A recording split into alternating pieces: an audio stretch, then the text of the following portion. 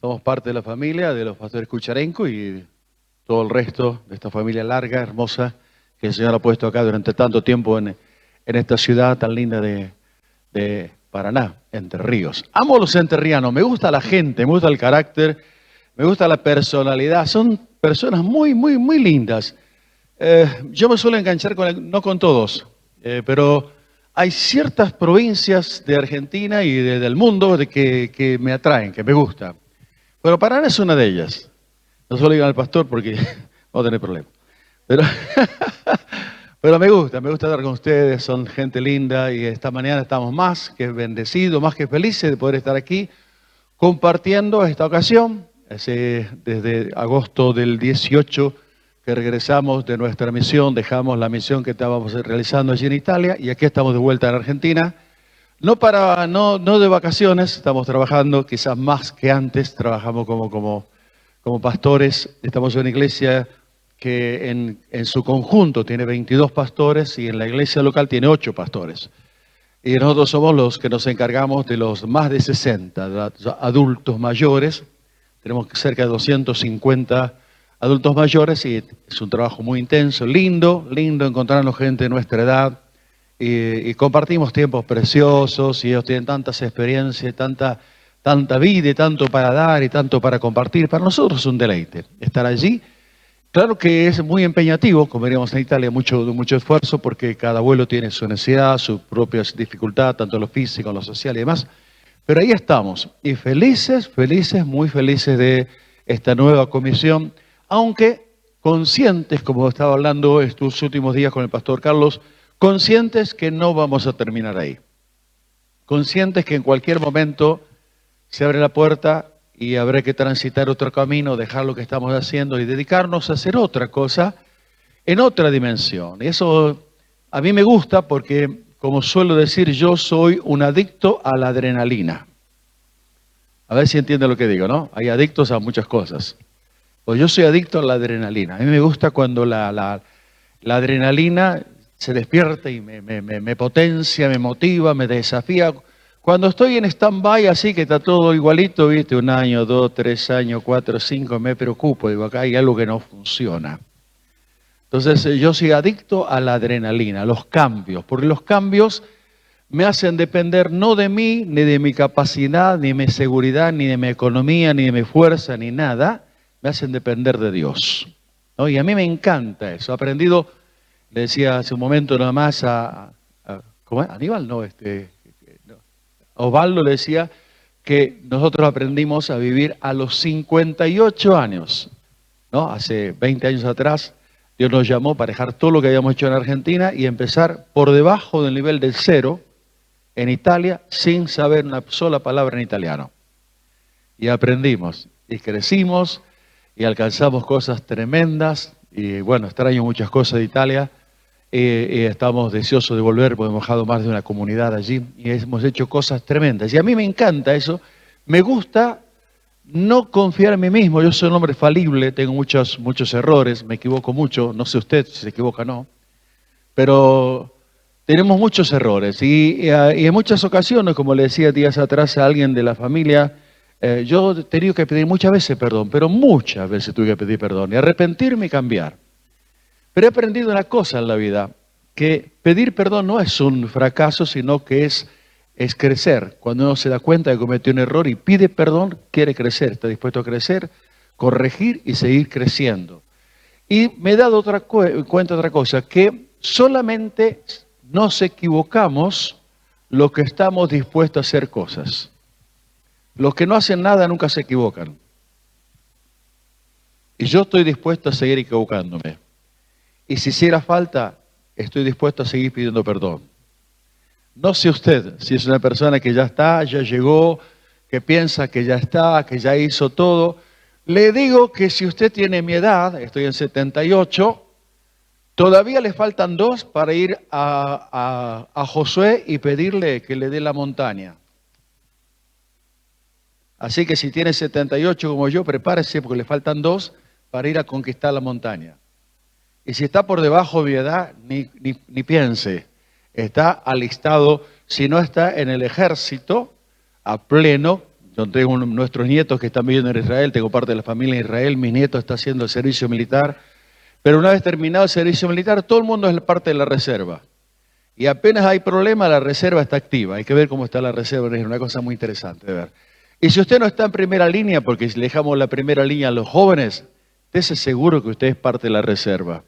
Y la reserva tiene la misma capacidad o la misma habilidad y además tiene mayor experiencia de los que están en el frente.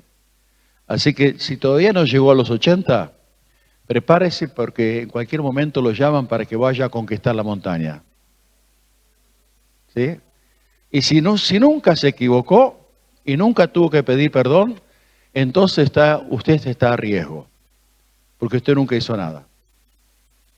Los que hacemos, nos equivocamos. Y cuando nos damos cuenta que nos equivocamos, para seguir creciendo, para seguir madurando, para ser más perfecto en nuestra vida, tenemos necesidad de pedir perdón y eso nos potencia para el próximo paso.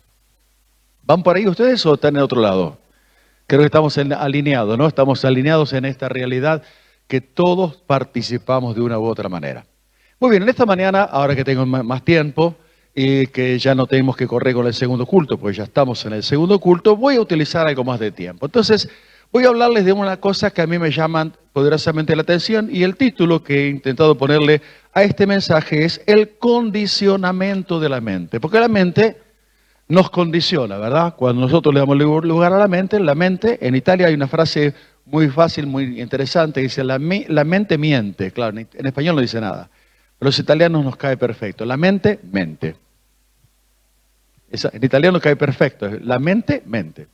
Y nosotros no lo traducimos al español porque no sirve, pero la mente es mentirosa, porque la mente, por lo general, está relacionada o alimentada con lo que vemos o lo que sentimos, la información que estamos teniendo, y eso no siempre es lo mejor. Por eso, Pablo, cuando le escribe a la carta a la iglesia de Éfeso, en capítulo 4, usted puede encontrarlo, versículo 22, él está diciendo que renovaos en el espíritu de vuestra mente. No solamente le dice eso a la iglesia de Éfeso, también le habla a los filipenses, y si hay algo bueno, si hay algo noble, si hay algo que pueda servir para estimular, en eso pensar. Quiere decir que usted puede elegir lo que piensa. La mente no lo domina usted domina la mente. Ahora, en estos tiempos que nos toca vivir tan particulares, tiempos de pandemia, con toda esta información o desinformación que hemos vivido durante todo este tiempo, estamos muchos de nosotros alterados y condicionados por el ejercicio de la mente. Y unas cosas que he visto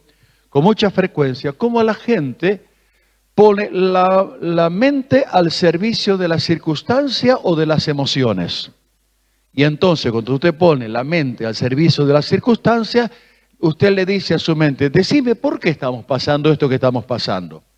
Y si la pone a las emociones también, porque muchos lamentablemente tuvieron accidentes, perdieron a seres amados, a seres queridos. Entonces, la emoción le dice a la mente, decime por qué, si Dios dijo que iba a estar con nosotros todos los días hasta el fin del mundo, esto nos está sucediendo. Nosotros le pedimos a la mente que nos diga, porque ponemos la mente al servicio de los sentimientos o de las circunstancias. Ahora, quiero recordarles, por si acaso usted está dentro de ese grupo, que Jesús sí, amén, dijo, yo estoy todos los días con usted hasta el fin del mundo. No digo que te va a ir bien todos los días del que estés en la tierra. No digo que no te vas a enfermar. No te digo que no vas a tener un accidente y se vas a romper una pierna. No digo que habrá dificultad. Por lo contrario, dijo, en el mundo tendréis, pero confiad porque yo estoy con ustedes. Quiere decir que, pero por lo general nosotros asociamos la bendición a provisión, a economía, bienestar, ricas comidas, autos, 0 kilómetros. Y déjeme decir que justamente la bendición usted la va a ver y va a ver la mano de Dios justamente cuando tenga un auto viejo que se rompe. Yo tenía un auto que mi esposa compró, un 4L, que nos llevaba a la iglesia como podía, ni tanque nafta tenía, teníamos una lata, y no siempre tenía nafta, pero caminaba igual. Y cuando llegaba a mi casa, parecía el auto del circo, porque llegábamos a casa, subíamos al pequeño desnivel que teníamos para entrar al garaje y se caían las ruedas. Así que el lunes a poner la rueda otra vez, los semiejes de vuelta, armarlo todo para seguir andando. Un auto parecía el circo. Pero en esos momentos donde no teníamos nada, ahí es donde se veía la bendición de Dios y ahí se veía que Dios estaba. Yo les digo a la gente, y creo que aquí lo he dicho en alguna ocasión, que cuando para usted, lo que para usted es un problema, para Dios es una oportunidad. Y aquellos que están sufriendo escasez económica o alguna situación personal están a punto de ver un milagro. Porque la única forma que Dios te llene el tanque en nafta es que no tengas plata para ir a la estación de servicio. Y lo he vivido. Yo tenía un camión, íbamos a trabajar, íbamos a la iglesia, le metía el Bedford viejo, los que saben de camiones saben, un Bedford viejo y no tenía marcador de gasoil, la escoba, el palito. Y vos metías el palito y estaba seco, pero igual íbamos a la iglesia sin gasoil, al día siguiente iba a trabajar sin gasoil y el primer flete que hacía, tomaba el dinero para ir a la estación de servicio. Y la única forma de ver milagros es que no tengas recursos. Cuando tenés recursos no hay milagro. Interesante, ¿no? Y en esta mañana quiero hablarle justamente de eso, porque quiero hablarle de un grupo de hombres, seguidores de Jesús, los discípulos de Jesús, que sí vivieron un milagro, pero ese milagro no los ayudó porque tenían un problema en la mente. Y vamos a ir a la palabra del Señor, el Evangelio de San Marcos, capítulo 6, desde el versículo 45 en adelante. Yo deliberadamente he dejado los otros versículos para leerlo más tarde. Y este versículo 45 dice de esta manera, que enseguida Jesús hizo subir a los discípulos a entrar en la barca, a ir delante de la Betsaida, a la otra ribera, en tanto que él despedía a la multitud. Y después que los hubo despedidos, se fue al monte a orar. Al venir la noche, la barca estaba en medio del mar y él solo en tierra.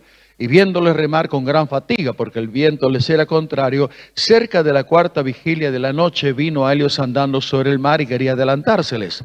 Y viéndoles ellos andar sobre el mar, pensaron que era un fantasma y gritaron, porque todos los veían y se turbaron, pero enseguida habló con ellos y les dijo, tened ánimo, yo soy, no temáis. Y subió a ellos en la barca y se calmó el viento y ellos se asombraron en gran manera y se maravillaban. Y el versículo 52 es la clave de lo que quiero compartir con ustedes en esta mañana. Dice, porque aún no habían entendido lo de los panes y los peces, porque estaban endurecidos en su corazón. Fuerte esto, ¿eh? La mente estaba bloqueando la posibilidad de creer en un milagro o de disfrutar del milagro que ellos mismos habían vivido momentos antes. Y eso no solamente de ahí, porque cuando miramos la historia bíblica, nos encontramos que los discípulos venían viviendo cosas maravillosas, habían sido escogidos por el Señor, habían sido comisionados, el Señor los había enviado delante de él a todas las aldeas donde él habría de ir, para que ellos vayan casa por casa, compartiendo la palabra, sanando los enfermos y aún liberando poseídos de demonios. Y el Señor le dijo, tranquilos muchachos, tranquilos, yo voy con ustedes, no lleven bolsa, no lleven alforja, no lleven zapatos, no lleven absolutamente nada. Yo me hago cargo. Y qué interesante, eso también es otro aprendizaje. Porque cuando Dios llama, Dios provee. Cuando Dios llama, Dios provee. Y una cosa que estaba hablando ayer mismo con el pastor Carlos es esto. Hemos aprendido cuando las cosas son de Dios y cuando las cosas son con Dios. Cuando son de Dios, Dios llama y corre con todos los gastos. Cuando son con Dios, nosotros decidimos, hacemos todo el arreglo y después que hemos decidido le pedimos a Él que nos ayude. Y Él, como prometió, está con nosotros, pero no se carga de los gastos. Entonces hemos aprendido, cuando las cosas son de Dios, Dios va adelante, el plan es suyo, la obra es suya y los recursos son suyos. Cuando es con Dios, yo decido qué estudio, con quién me caso, dónde vivo, el auto que me compro, todo lo decidís vos. Y bueno, si vos decidís, vos corres con los gastos. Cuando Dios decide, Él se encarga de todos los gastos, ¿no? Eso es una cosa interesante. Jesús los había invitado a venir a ser parte de la obra y yo corro con todos los gastos. No lleven bolsa, no lleven alforja, no lleven dinero, no lleven sandalias, no lleven nada, porque donde vayan van a ser bienvenidos y van a tener comida, alimento, cama, reposo, tendrán todo, porque yo los envío. Y van en mi nombre, ¿no? Nada menor. Ahora, cuando ellos vuelven, muy felices, muy contentos, cansados, por cierto, el Señor le dice, vengan, vamos a nos apartes, a un lugar apartado, porque había tanto trabajo como lo hay ahora, porque la mies sigue siendo mucha y los obreros siguen siendo pocos. Y lo lleva Jesús aparte, pero la multitud que había visto todo lo que sucedía, lo siguió por tierra, y cuando ellos desembarcan en el lugar que habían elegido para estar a solas, para refrigerarse, para reforzarse, se encontró la multitud de 5.000 hombres, sin contar las mujeres y los niños. Cuando Jesús los vio, dice la palabra, tuvo compasión por ellos porque lo vio como ovejas sin pastor, y comenzó a hacer lo que él hacía siempre, hacer lo que yo llamo el evangelio integral. Les dio la palabra, sanó a los enfermos, y cuando hubo necesidad, también les dio de comer. No se conformó solamente con informar a través de un mensaje. También tuvo tiempo para mezclarse entre ellos y satisfacer cada una de sus necesidades físicas, sociales, éticas y demás. Y cuando hubo hambre, que la panza hacía ruido, les proveyó alimento. Ese es el evangelio integral. Y cuando la iglesia lo entiende y lo practica, ahí estamos haciendo al 100% la obra del Señor. De otra manera estaríamos haciendo el 30 o el 60%, pero nunca llegaremos al 100. Así que Jesús los tiene, les habla, les ministra, pero llega un momento, como usted sabe en el relato bíblico, que viene y le dice a los discípulos: Señor, despídelo, porque se hace tarde y están lejos, no tienen comida. Y Jesús le dice aquella frasecita que no sé si usted se acuerda, que le dijo Jesús algo muy simple: no tienen necesidad de irse. Denle ustedes de comer. Pequeño desafío, ¿verdad? No tienen necesidad de irse, denle ustedes de comer. Señor, decía, ¿cómo haremos? Tenemos que ir a trabajar, tanta cantidad de dinero no sería suficiente. Vayan y vean lo que tiene. Y alguien viene y dice, acá tenemos algo. Un muchachito tiene 5 panes y 2 peces. ¿Pero qué es esto para tanto? Dijeron, ¿verdad? Y ahí se fueron todos preocupados. Y el Señor, tráigalo para acá. Traiga para acá. ¿Qué tenés en la mano? Algo minúsculo que sirve solamente para vos. Ponelo en las manos de Dios. Pon la mano de Cristo y verás cómo las cosas se multiplican y todas las cosas suceden. Así que lo que hicieron ellos fueron con esos 5 panecillos y 2 pececitos, y se los llevaron a Jesús. ¿Y Jesús qué hizo? Y ahí me sirve tu imaginación, porque una de las cosas que yo he aprendido es usar mi imaginación, a pesar que tengo libros y estudios y una biblioteca y todo lo demás.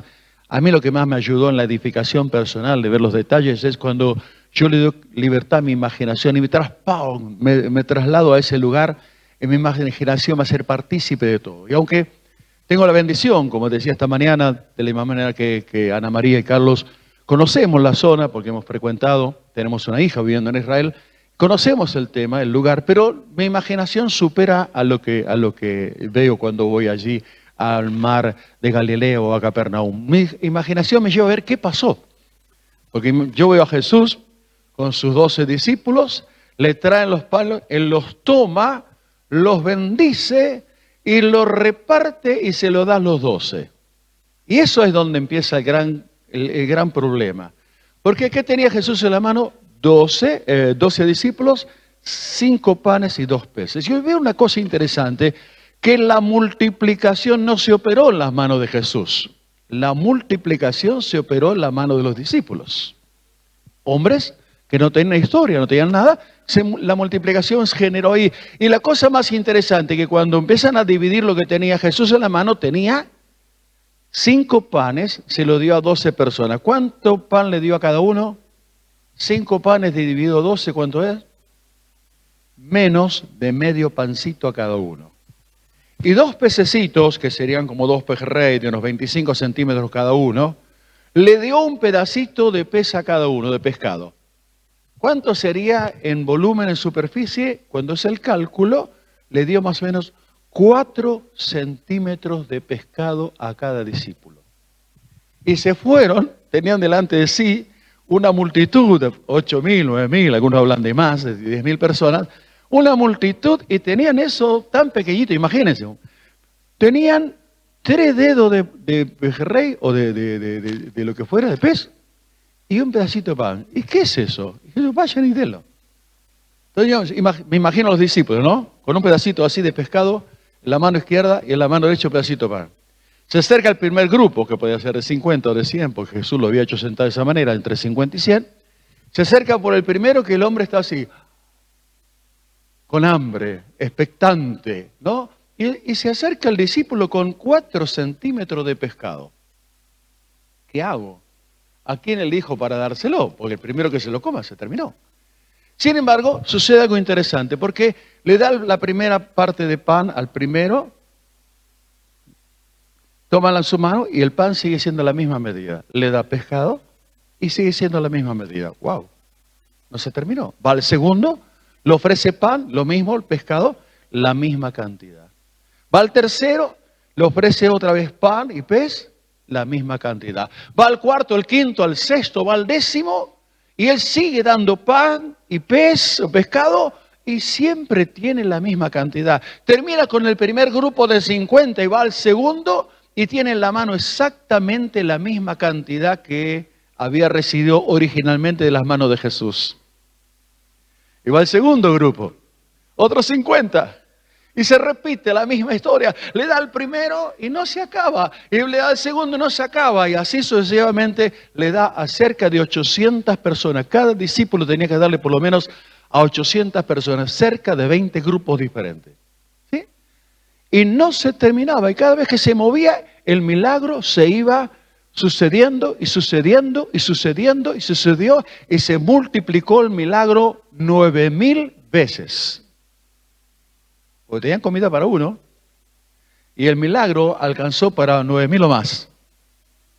El milagro de la multiplicación se generó en la mano de los discípulos. ¿Cuándo se terminó la multiplicación? Cuando ya no había más gente para comer.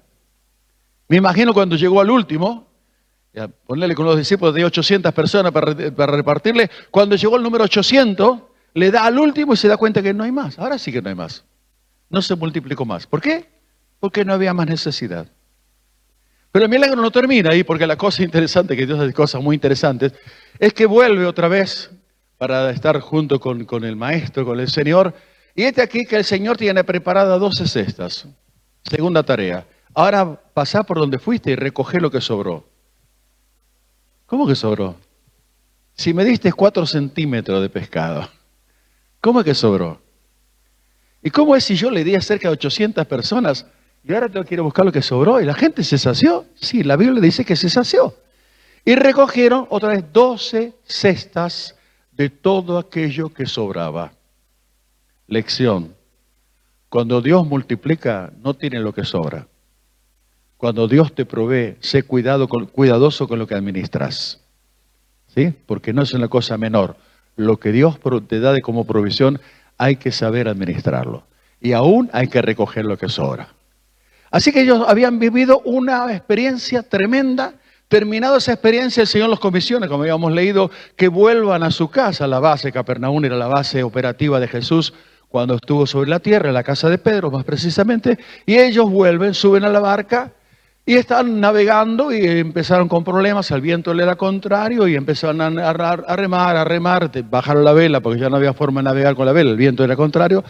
Iban remando. El recorrido que ellos tenían que hacer les podría haber utilizado más o menos entre 2 horas o 2 horas y media máxima de navegación. Pero la Biblia me dice que ellos habían navegado cerca de 10 horas y a pie apenas habían recorrido el 40% del trayecto. ¿Por qué? Porque no habían entendido el hecho de la multiplicación de los panes y los peces. Y una de las cosas que yo he aprendido es que cuando nosotros estamos condicionados por la mente limita no solamente nuestro crecimiento personal, sino también el pensamiento grupal o las posibilidades grupales.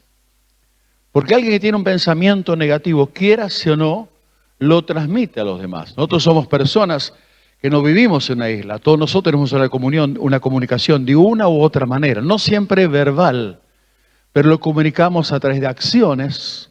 Participo, no participo, llego temprano, llego tarde, vengo exuberante de la gracia, vengo deprimido. Todo lo que hacemos, aun como nos vestimos, si nos ponemos perfumes, si nos afeitamos, si ilustramos los zapatos, todo trasciende, todo es comunicación, todo es comunicación. No solamente verbal, todo es comunicación. Y en nuestra forma de vivir, como somos social y sociables, se deja ver y trasciende todo lo que tenemos y trasciende lo bueno y lo malo y afecta a todos los demás. Los problemas míos no los llevo solamente yo, los dejo trascender, los dejo ver e influencia a los demás.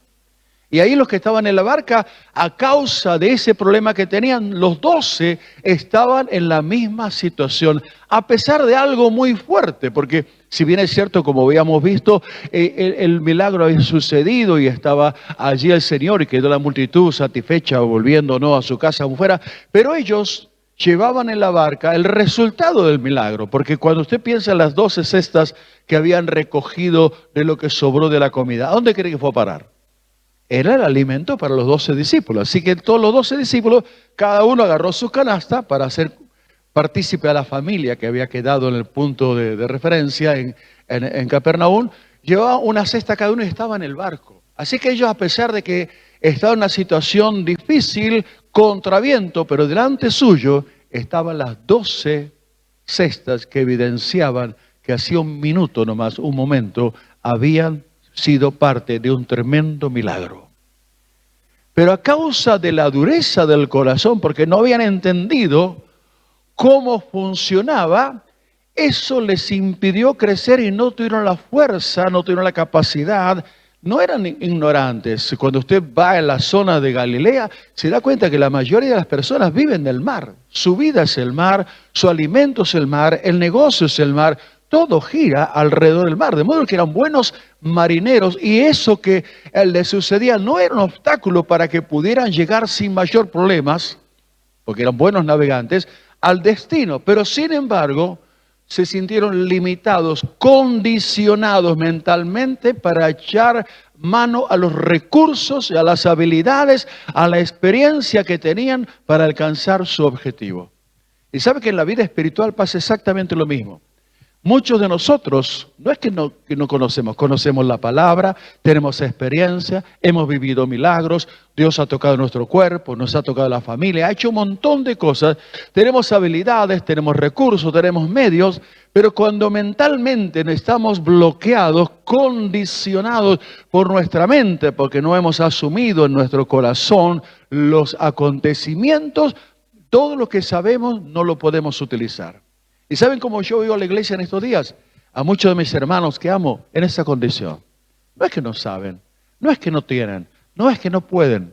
Están limitados porque están poniendo la mente al servicio de las circunstancias o la mente al servicio de las emociones. En lugar de hacerlo diferente, en lo que la palabra me dice, pongan la mente al servicio de la fe, porque el justo por la fe vivirá. Hay que cambiar el chip, hay que ayornarse, tenemos que hacer cambios, tenemos que hacer ajustes.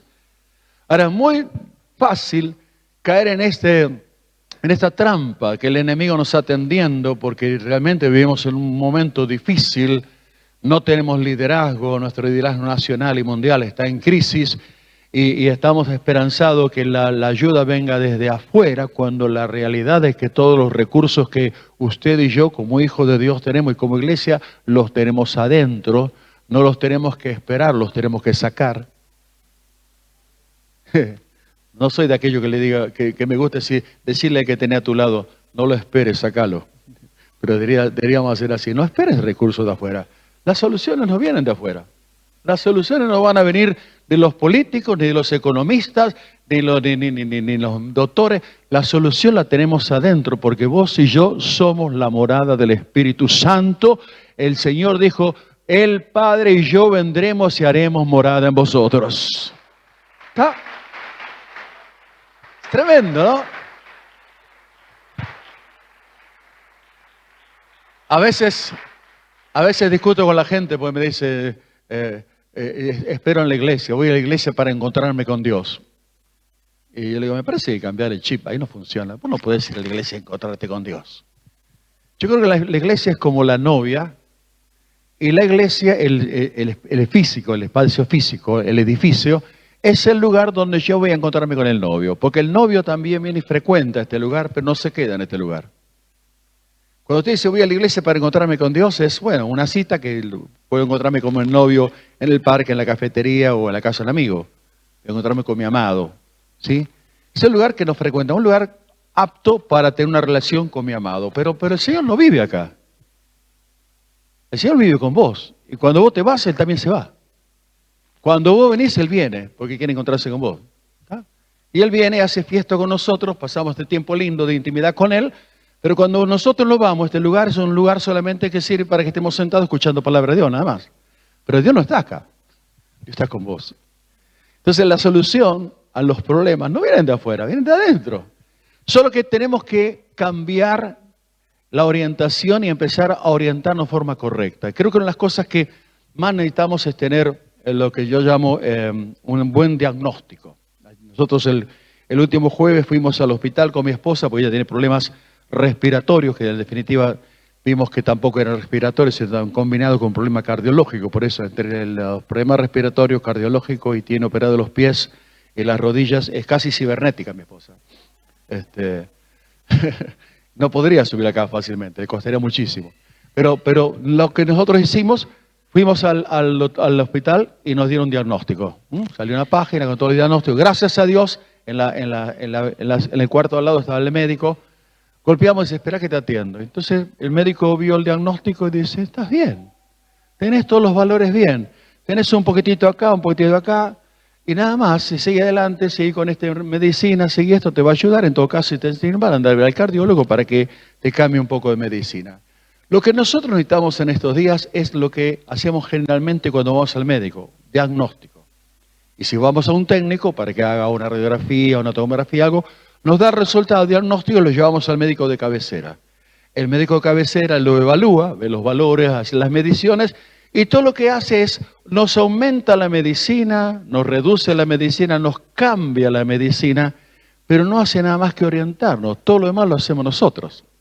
El médico no va a tu casa y te dice, son las 8, abrí la boca, toma esta pastillita. No, el médico dice, anda a la farmacia, te hace la receta, vas a la farmacia, tenés el diagnóstico, vas a la farmacia, compras el remedio y tenés la dosis cada 8 horas, cada 12 horas, cada 24 horas, depende de la medicina. Hay una que nosotros estamos tomando ahora, que la tomamos una vez por mes, porque las cosas van cambiando generalmente, pero ninguno que te diagnostica viene detrás tuyo para que lo hagas, lo haces vos. Todo lo compras vos, las cosas las haces vos. Lo que necesitamos para cambiar esta realidad es tener un buen diagnóstico. Y un buen diagnóstico, usted y yo lo tenemos a través de la palabra. La palabra del Señor, que es viva y eficaz y más cortante que todo filo. La palabra del Señor, que es nuestra guía, que es la palabra profética más segura. Esta palabra a la que yo habitualmente le llamo el manual, ya últimamente dejé de llamar la Biblia, le llamo el manual de la vida, el manual de todo lo que me sirve como manual de vida, de experiencia y demás, yo le llamo el manual. La Biblia es el manual. Cuando tengo la escritura, tengo el acceso a la palabra, encuentro el diagnóstico justo y la palabra me guía a hacer los cambios necesarios. Y en estos días, mientras yo estaba buscando qué compartirles, yo me estaba hablando de esto, justamente de eso. Que muchos de nosotros estamos condicionados no por la economía, ni por la salud, ni por el medio ambiente, ni por la sociedad. Estamos condicionados porque nos hemos equivocado, hemos fijado nuestra mente y estamos poniendo nuestra mente en el lugar equivocado y nos está pasando lo mismo que le sucedió a los discípulos. Estaban en medio de una situación complicada, difícil, no pudiendo alcanzar los objetivos que el Señor les había trazado. ¿Por qué? Por la dureza de su corazón y porque no habían entendido. Y la falta de entendimiento nos limita para que alcancemos nuestro objetivo. Pero bendito sea el Señor, bendita sea su gracia, que en esta mañana Dios nos está hablando y está diciendo, muchachos, es tiempo de cambiar. Es tiempo de dejar que tu mente sea dominada por las circunstancias, por los medios, por lo que dice la gente. Es tiempo de dejar de pensar cuánto cuesta el dólar y cuánto cuesta el euro y cuándo va a terminar la batalla. Es tiempo de poner tu mente en sintonía a la palabra de Dios, porque nosotros somos del reino y sabemos que el justo no vive porque lo que me dicen los medios de comunicación. El justo vive por la fe, porque nos edificamos en la palabra de Dios, que es viva, que es eficaz y que es más cortante que toda espada de doble filo y que llega a lo profundo del corazón para discernir los pensamientos y ponerlos en sintonía con la voluntad del Altísimo. De modo que usted y yo tenemos los medios. Y a veces algunos se enojan cuando yo voy y le digo, casi muy rudamente, le digo, vos estás así porque vos querés. Vos estás así porque vos querés. Porque no tenés ninguna necesidad de vivir en la pobreza, en la miseria, en la desesperanza, en la falta de fe, en el condicionamiento. Tenés todos los recursos. Todo lo que tenés que hacer es echar mano a todo lo que el Señor te ha provisto y podrás vivir de una manera totalmente diferente. Pero no depende ni de Dios, ni de la palabra, ni de la iglesia, ni del pastor. Depende de cada uno de nosotros. Sentarse a la mesa y comer de todo lo que el Señor ha hecho provisión, ha puesto delante de nosotros un manjar. Manjar es para que nosotros podamos comer aún, como dice el Salmo 23, en presencia de aquellos que nos señalan y están provocando nuestra angustia. Hasta ahí es tu responsabilidad. Y yo quiero dejarte esta palabra. Por eso es lo que el Señor me dijo, andá y decirles que no se dejen condicionar por la mente, no se dejen condicionar por los sentimientos y que cambien el chip, cambien la perspectiva. En vez de ponerlo en AM o póngalo en FM, cambie de sintonía, porque cuando usted cambia la sintonía, todo cambia. Aprendí una frase que la escuché de un hombre que frecuentaba nuestra congregación allí en el sur de Buenos Aires, un santiagueño, que él decía algo muy simple. Si tú cambias, todo cambia. Y si tú no cambias, nada cambia. Si tú cambias, todo cambia. Y si tú no cambias, nada cambia.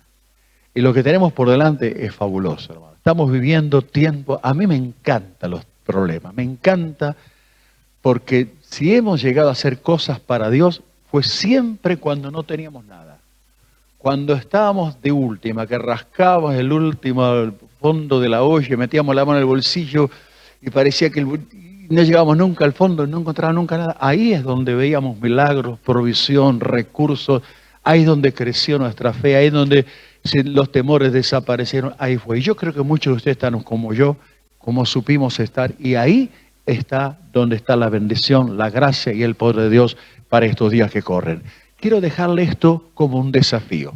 Quiero desafiarlos a que aquellos que están limitados mentalmente con temores, con ansiedad, con dudas, deje esa actitud, ponga la mente al servicio de la fe y usted va a vivir tiempos gloriosos, tiempos de milagros, tiempos llenos de vida. Usted va a ser un hombre, una mujer que será capaz de conmover al mundo. La gente lo va a ver y decir, ¿cómo es posible que este hombre, que esta mujer en medio de esta situación está viviendo de esta manera? Porque nuestra confianza no está puesta en el recurso, en el trabajo, en la sociedad, en los economistas. Nuestra esperanza está puesta en aquel que ha creado los cielos y la tierra, que no va a dar nuestro pie en resbaladero, que no se va a dormir, que camina a nuestro lado, que prometió estar todos los días con nosotros hasta el fin del mundo. En ese ponemos nuestra confianza y en ese estamos seguros. Le invito a que estemos de pie por un momento. Déjeme orar por aquellos que están en dificultades, porque sé que aunque han escuchado la palabra, todavía la están peleando. Hay algunos que todavía la están peleando. Sí. Yo me siento así, pero todavía, si usted supiera, pastor, lo que me pasa a mí, si usted supiera, pastor, cómo está mi salud, si usted supiera cómo está mi economía. No sé cómo está tu economía, pero yo sé que aquel que nos llamó de las tinieblas a su luz admirable es poderoso para sacarte de ahí donde estás, de tu problema, de tu enfermedad, de tu dificultad, porque Él es más que suficiente.